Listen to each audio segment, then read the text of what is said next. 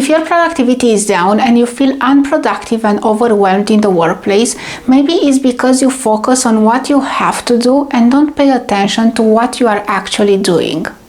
The tip I'll share with you in this video will help you be more productive and less overwhelmed by making a shift on how to approach a to-do list. Hey, what's up? I'm Teodora and I'm a solution coach. Welcome back to my channel where you'll get videos from me every 2 weeks on Saturday, teaching you how to simplify to amplify your career. You'll get strategies around life and career vision, building habits that serve you, and communicate more effectively in the workplace. The scope of sharing all these tips and strategies with you is to guide you to grow your productivity, avoid burnout, and take one step to the next level in your career. As always, timestamps and resources are linked below. Let's go straight to the point. Lack of sleep and working long hours to finish all items from a to-do list can make you go only in one direction. Overwhelmed goes up and productivity goes down. While having a to-do list is a must in certain situations, I remember when I was focusing only on to-do lists, it overwhelmed and stressed me. I needed more time and resources to complete all items scheduled for the day, week, month, or year. I remember creating to-do lists over to-do lists because I thought that this is how productivity looks like. When I'll have all items checked, I can finally take a break. But of course that was not the case. Frustration went up whenever I could not finish what I was scheduled to do. I'm not saying you should not have a to-do list. They are an excellent way to stay organized, but having 20 or 50 or 100 items completed in a day, it's far from what truly means to be productive. If at the end of the day your energy is extremely low that you can barely have some important moments in your life to spend with your family, kiss your kids or pets, enjoy a relaxing night with your spouse. If you are honest with yourself, how long can you keep going in that state? To-do lists are still part of my life. What I change about them is the wording and how I refer to them. Instead of calling them to-do lists, I call them backlog lists. For me, this list is nothing more than a backlog containing all tasks I possibly ever thought about or received from other people. They are all written down in one place so I don't forget about them. The words you use are extremely important. Saying to-do list sounds like all items written there have equal priority and importance. Calling it backlog sounds more manageable.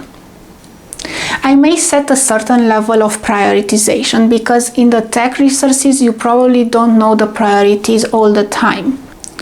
You get tasks over tasks, emails over emails. When I don't have a priority for specific items in my backlog, I just let them sit there.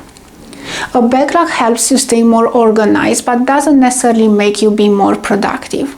So what makes you be more productive and less overwhelmed? During the years and different experiences, one advice I have for you which made a huge difference in my career is having a stop list. Think of a stop list like taking a walk in the park and staying focused on things that are relevant and important to you while ignoring the rest. You don't have to be focused or motivated all the time to be productive. In fact, being productive every day might be unrealistic. From my experience, many things I don't predict can happen during the day, which sometimes can make me get out of the state of motivation. So how is a stop list helping you? A stop list helps you stay more focused on the essential things in your career. In other words, it's a list of tasks you don't do no matter what. You delegate them and say no when they try to find their way in your backlog. These items can come externally from other people or internally from your thoughts or beliefs, which can trigger some poor internal communication. How do you build a stop list? If new tasks or requirements come from other people, write them down in the backlog and filter them. If they are unrelated to your role or responsibilities, try to delegate them immediately. If they are part of your role and responsibilities, I recommend using the urgent important matrix. If you are not familiar with this matrix, I'll let a link in the resources section to check it out. Now, when it comes to the urgent important matrix, what I recommend is having 1 or 2 items in the important and urgent section, and only after you complete those 2 items to take other items from different other areas. This way you avoid being overwhelmed. Now, if new tasks or requirements come from you, start becoming aware of certain patterns that will take your energy away and make you less productive. As a quick example, think of this situation. You are at work and you might not have the energy or motivation to finish the work, but you know that you have to finish it by the end of the day. So you are doing things, times go by, and then you notice you don't have enough time to finish that work. In that moment, be aware of certain patterns you have, like words you are using or thoughts you have, how you stand, maybe your shoulders go forward, maybe you start daydreaming. Pay attention to yourself for a couple of days and notice what you do in those situations. If you notice you use certain words or have certain thoughts that unmotivate you, overwhelm you, or make you feel stressed and give you a state of negativity, write those words or thoughts on the stop list.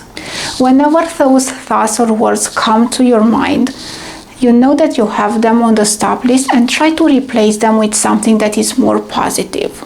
Another example can be if you know that the first thing you do in the morning when you go to work is to read emails, and you know that time passes and then hours later you don't have the energy to start working on the items that you have in the backlog, then maybe that's another example that you can write on the stop list. So it can be something like stop reading mails first thing in the morning. And maybe what you can do is when you start your working day is to take one item from the backlog list, start working on that item, and only after that you can start reading emails. That way you know that you finished something that you had in the backlog before doing other things.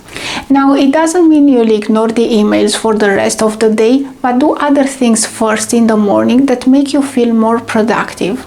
Another example can be if you tend to read emails while having lunch and you notice that you barely have time to eat, that can be another thing that you can write on the stop list. So when you have lunch, that's your exclusive time and you don't do other things like reading emails.